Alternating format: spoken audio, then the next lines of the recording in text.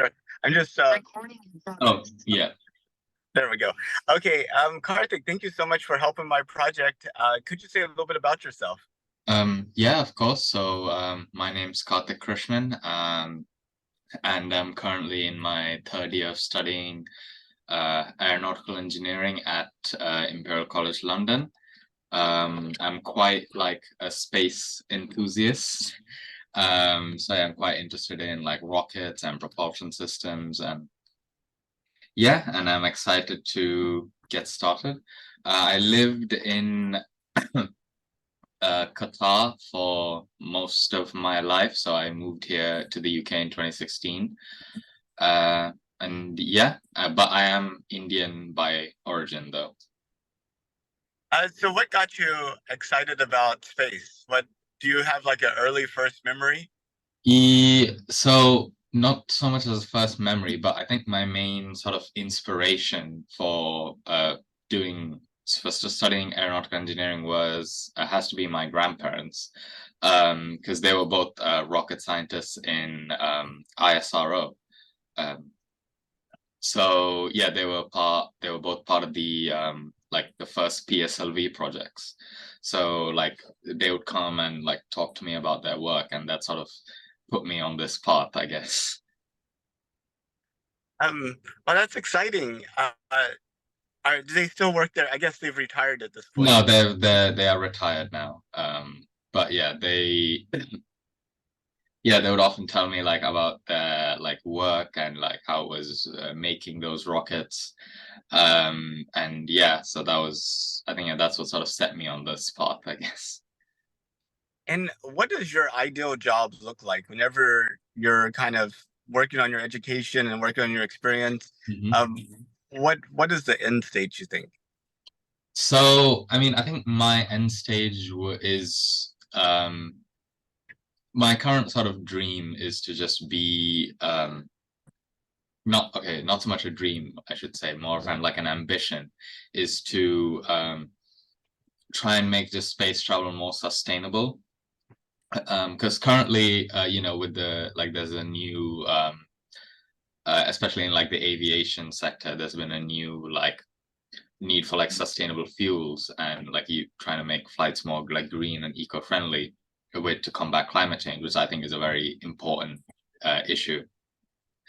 So I feel like a similar thing can be done for space and for rockets, but more in the field of like dealing with space debris, because that is becoming more and more of an issue now. Because as more, as we launch more rockets, we get more space debris, which will only really make it harder to travel in the future.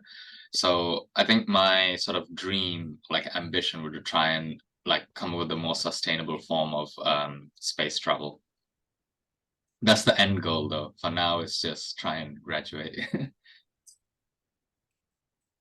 Short-term goals are important too. Yes, exactly, exactly. Yeah. Um, when the 2020s to me feel a lot in terms of space feel a lot similar to the way the 1990s did with the Hmm. internet. Hmm. With we're going back to the moon. We have SpaceX with Starship. We have Blue Origin. We have Yeah. Rocket Labs, Hmm. NanoRack, and dozens and Hmm. dozens and dozens of other companies that are doing exciting things in space. Hmm. As a person in school, getting ready to graduate and start your career, um, are you do you have that same sense of optimism about like job prospects and the industry, or how does it feel from your side? So I would say the job prospect field is sort of, especially in like the aerospace sector. One, I feel like it's quite heavily dependent on location. So like where you are, for example. So back in Qatar, there wouldn't be as many opportunities for like an aspiring aeronautical engineer. But in the UK and in places like US, like so places like US, I think even India now has quite a lot of more opportunities for especially for jobs. And I think with the more like there's been a lot of like enthusiasm, especially in like more like there are more like in the sense that there's more startups that deal in space, not just in US but here in the UK as well. There's been many, and especially with a focus on developing more sustainable propulsion systems. So I think, and yeah, especially with like more like humanity is trying to, you know, reach further and further. We're trying to get to Mars. We're trying to get to all these other planets. So I think, yeah, I think the job market, especially in space, is like looking like it's going to have an upward trend, in my opinion. It's kind of interesting, I mean, I can see it definitely is location dependent. The Mhm. opportunities in the US are much higher than they would be, say, in Brazil or Yeah, exactly, some other exactly. country. But um, I'm always kind of astounded to think about the origins of rocket labs, which started in New Zealand, which is, um, kind of a smallish economy. And, Mhm. it just feels like if New Zealand can start a rocket company from start, Mhm. um, oh, why don't you think we see this in like a lot of other bigger economies? Um, I feel like it might. I mean, I'm not sure. But I feel like it would have to do with. I think in the early days, especially like you know, we're going back to like 1970s, 1980s. Like you know, even going to space would have been something like I feel like humans would have never even like imagined, like something that people would have never even like comprehended. So I feel like it's sort of a similar effect. And even though we have sent, you know, a bunch of stuff into orbit, we've sent like, in fact, even Voyager is well beyond the our solar system now. Um, I feel like some countries still haven't realized that yet. Um, that is, you know, not to say that they won't eventually.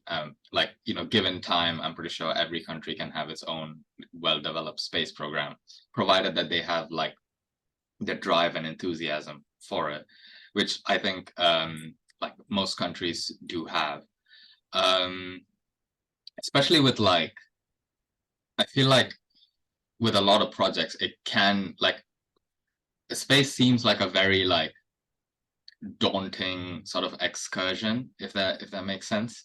Like it feels like this sort of unattainable goal for countries. But I think like as more and more countries are starting to, you know, get their own space programs for like much like cheaper costs, for example. Like I feel like especially India has done a good job of this. Like not just being able to reach space, but also being able to reach space for like a low cost. Well, okay, relatively low cost. Um, so I feel like that will prove as like, okay, you know, they were able to do this for this much. Maybe we can try that as well. It's a good point. Yeah, being able to do it cheaper as well. Of course, engineering talent in India is widely available and much cheaper than it is in Yes. other places. That's true as well. Um, and- okay, I had a few standard questions I wanted to ask you. I guess first off, did you know that NASA is planning to send astronauts back to the moon? Yes, that's the Artemis mission, right? I hope I've pronounced That that correctly. that's correct. That's Yeah. correct. When did you find out about it? Like, when did you you became Um, aware? I think I found out about it. I think I read like an article that NASA is like well quite recently. I think it was last year or something. I read an article that NASA is planning like an Artemis mission, and they're planning on sending people back to the moon again. So I mean, initially, yeah, I was well, not initially. I still am. I still am like very excited because I still feel um like it's something that will allow for more like it'll allow like further travel as well because not just we can send people to the moon again well moon and back, but it would also allow us to accomplish like further goals like there's been a lot of interest in traveling to Mars, for example. So I think I know like the plan well, of what I'm aware, is to try and establish like some sort of base on Mars, and then sorry, on the moon, and then try and travel to Mars from there. I do think that is quite a while away, but I'm hoping it will be accomplished in my lifetime. um, but yeah, in essence, it's I think it's like a really good idea. Like I know some people might say, you know, we've been there before. Why do we want to try going there again? But I also think it's like, even though we have been there and we've sent a bunch of rovers and satellites there, there's still a lot we don't know about it. So I feel like this would just also be another opportunity to study more about the moon as well. That's that's awesome. And when you think out to where it all might lead to, if you think out 200 years, do you Mhm. think we're still just only living on the Earth, or do you think we're living on the Earth and other planets as well by that point?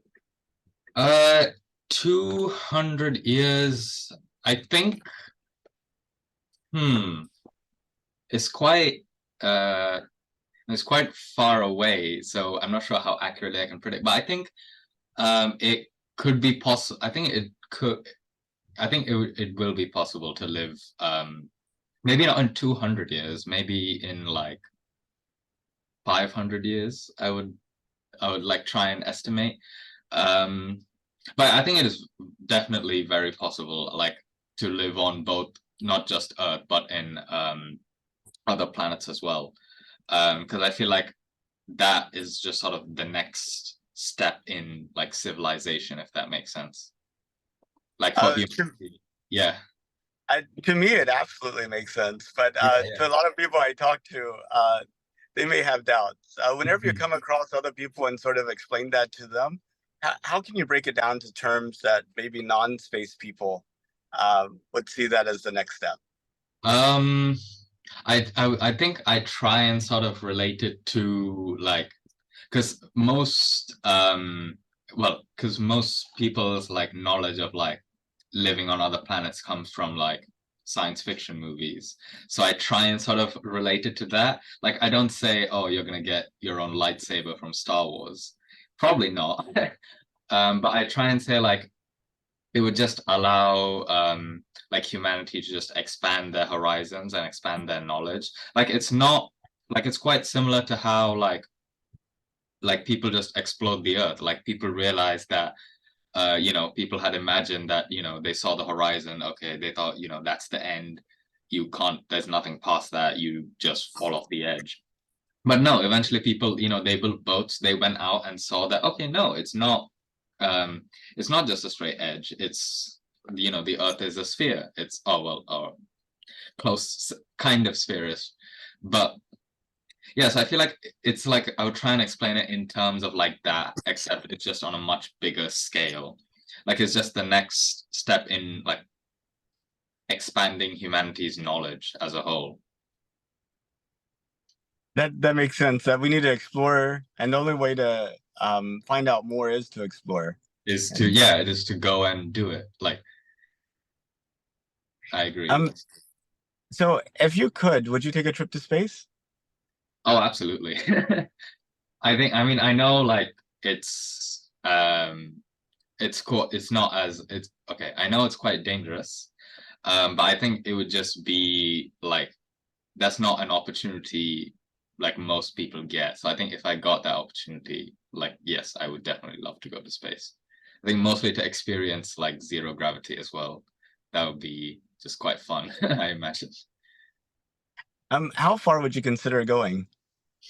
Hmm, that's another good question.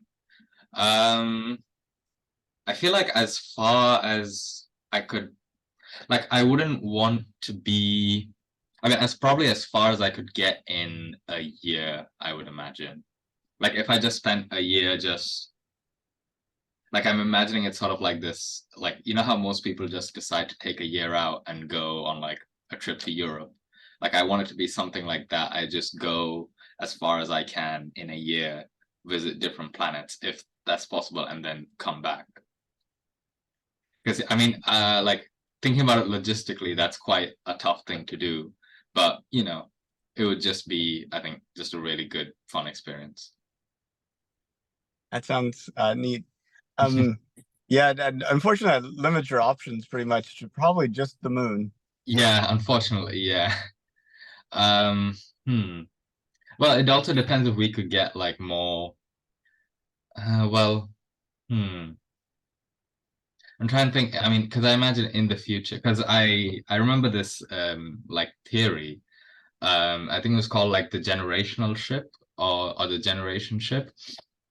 It's like if you have let's say you have like this planet you want to get to, and it's like 5,000 light years away.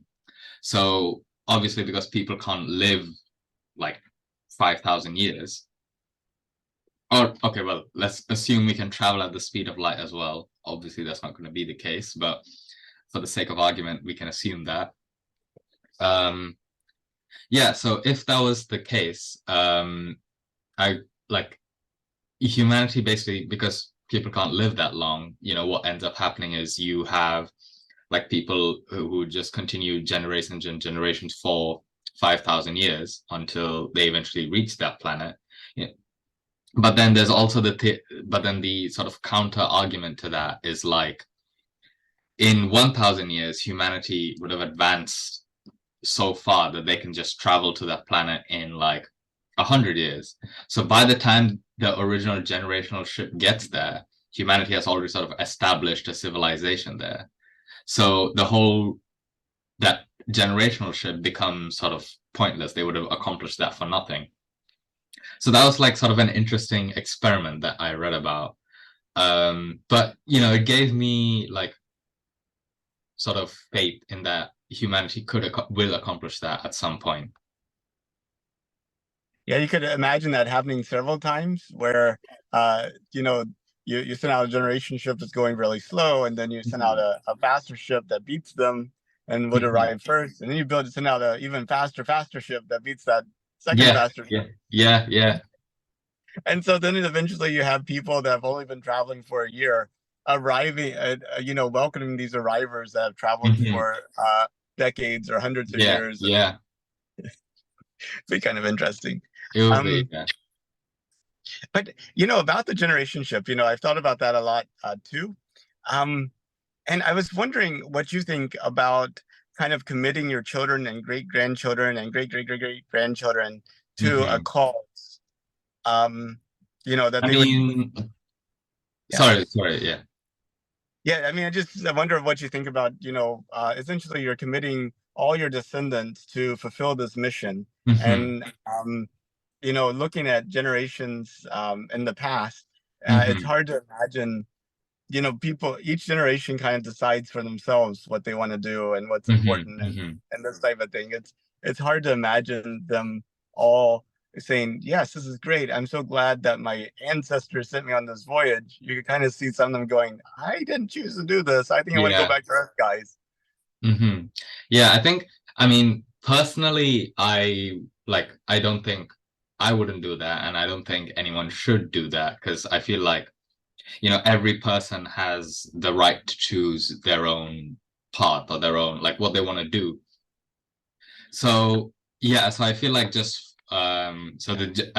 overall, I think the generation ship is not a good idea, like just ethically, like forget all like the scientific implications. Like, I mean, I imagine technologically it'll be a marvel, but ethically, I don't know if it's the right thing to do. Because, I mean, yeah, like you said, you are like committing your like future generations and descendants to do what you did, and they sort of don't really have a choice because it's not like they can go back. Um, yeah, so personally, I don't think that's something I would do. And I don't think it's something that is right to do as well. So I think, yeah, just the right thing to do would just be try and develop the technology so that we can get there in one go. That that makes sense. Yeah, if you Hmm. go there fast, or biologically, if you can hibernate people and the same people wake Hmm. up on the other side, that type Hmm. of thing. Hmm. Yeah, I think that's much more. I mean, like it's a much more agreed. It's like a much more scientific, like technologically, that's much more of a challenge. But I always get reminded to like feel like down or something, I always watch JFK's speech on like when he was talking about going to the moon. And like I think one like sentence always just like sticks out to me is like I think he said we decide to go to the moon and do the other things not because they are easy but because they are hard. So it's not about like I mean if you compare the two sort of scenarios, sure the generational shift is like the easier thing to do, relatively easier thing to do, but that doesn't mean it's the right thing to do. Absolutely. Mhm. It'd be kind of interesting to see if somebody actually ends up doing that and what the end results would be. Yeah, it would be, I think, yeah, it would be, I mean, it would be interesting to say the least, yes. Well, Karthik, that's pretty much all the questions I had for Mhm. you. Did you have any questions for me or anything else you wanted to talk about? Um, yeah, so I just want to ask, like, so you're the like flight controller at NASA, if I'm correct. What is that like? Like, what do you like? What's your day-to-day sort of look like?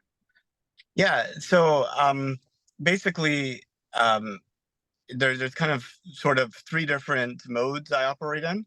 One Mm-hmm. is actually working inside a mission control where we're essentially driving the space station. And you think Mm-hmm. of the space station as being this very complicated vehicle, and you Yeah. have um, a whole bunch of different roles that are specializing in some aspect of it. Our team is responsible for the electrical power system, the mechanical system. So that's all the things that move on the outside of the space station, except for the robotics, and then the Mm-hmm. external thermal control system. So our team is, monitoring the power generation, the storage in the batteries, the usage of that throughout the system, troubleshooting any type of electrical fault. We have trips that happen, and we need to determine, was this a true like overcurrent trip, Mm-hmm. and Mm-hmm. maybe something needs to be replaced, Mm-hmm. or what have you, or was it just like a transient and it's safe to like reset the circuit breaker essentially. Mm-hmm. Um, we can figure like the solar arrays so that when we have vehicles either docking or leaving the space station, Mm-hmm. their blooming doesn't adversely affect their arrays, through structural loading, Mm-hmm. erosion, Mm-hmm. corrosion, this type of thing. And then the external thermal control system, essentially the ISS is operating in a vacuum. So the only Yeah. way to cool it down is through radiating the heat out. So we have Mm-hmm. these radiators, which we then have ammonia that runs through heat exchangers and base plates to pick up that Mm-hmm. heat and take it out to those radiators. And so we want to make sure that those radiators are positioned in a way that they're not getting too cold, but then also they're radiating enough, of that heat out into Yeah. space. So that's one part of the job, and that part of the job looks like, you show up in front of like this workstation in front of mission control. I work in the back room, so you see all those views of the people in the front room. Mm-hmm. I want to be there, but I'm probably about a year or two away from that. And those people are talking to people like me who are in the back room. You set up your workstation with all your telemetry and your commanding and, kind of like your things that you have on the Mm-hmm. timeline for the day. You have a headset that you're connected to multiple different audio loops to let you talk Mm-hmm. to people in the front room, people in the back room, Mm-hmm. um, people, in engineering and other teams. Do And you then get to talk to like the people on the space station? I don't. We have one role called Capcom Mm-hmm. that is specialized in communication with the space station. And Mm-hmm. so if we want to send a message up, we talk to the flight director. And then Capcom is hearing that, and the flight director say, go ahead and send that up or what have you. And then it'll be that one voice that talks for all of us. That way, Mm-hmm. it's easier for the astronauts to communicate because if they had to talk to 20 people down here, it could get very Yeah. confusing. Mm-hmm. Um, and then the astronauts are talking to that Capcom, but we're all hearing them and kind of responding to them. Mm-hmm. And then the other part of my job is, we have procedures, we have sort of, flight rules, and we have, lots of discussions about things we want to do. We might look at our solar arrays and say, are they generating as much power as they used to? If they're not, how are we going to kind of shift around the load? Kind of like all these planning and analysis type things. And then the third thing is training the next round of flight controllers. We have about 3 classes of flight controllers a year. I see. And so training is, a huge part of our activity as well. I see. I mean, that sounds like sounds quite intense, especially because, yeah, I think because you have to make sure, like, I mean, the space station and other spacecraft is like a huge, like, complex piece of machinery with a bunch of like subsystems, all of which you have to make sure you're running okay. So yeah, I mean, I can't imagine, but like, I would assume that it's quite like it can get quite intense. It can, and all the systems are interfaced with each other to some degree. So like there's another a group that's responsible for like the computers on board the space station. And then of course, in order for us to talk to our equipment, we have to go through their equipment. And in order for their equipment to be powered, they have to get power from us. So yeah, like things like that. And then we have another team that's responsible for the internal habitat that the space station's in. And they have a thermal control system for the interior of the space station. And then that interfaces with the external thermal control system. So there's coordination and things that have to happen between those two teams. And it goes on and on and on. But it's really exciting. I used to be in the IT sector, worked at HP and a software company called Anaplan that actually started out in the UK. Yeah, up there in York. I actually live. Well, I'm in London right now for studying, but I live like I think about 14 minutes away from York. That's where like when I first came to the UK, that's where like we'd settled down. We settled down in this small town called Harrogate.